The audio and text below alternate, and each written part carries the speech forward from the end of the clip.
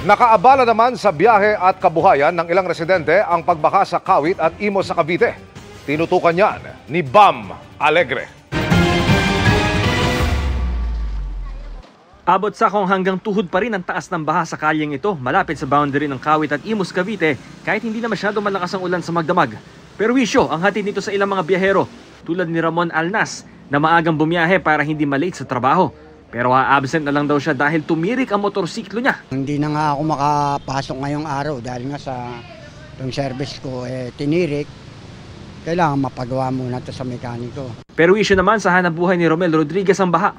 Napilitan siyang ibaba ang pasahero dahil tumirik din ang motorsiklo niya. Tirik din Sobra taas kasi sa gitna.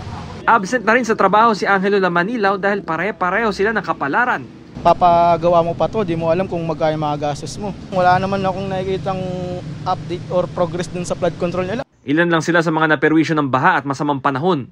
Dahil dito inanunsyo ng lokal na pamahalaan na walang pasok sa lahat ng antas sa mga pampubliko at pribadong paaralan.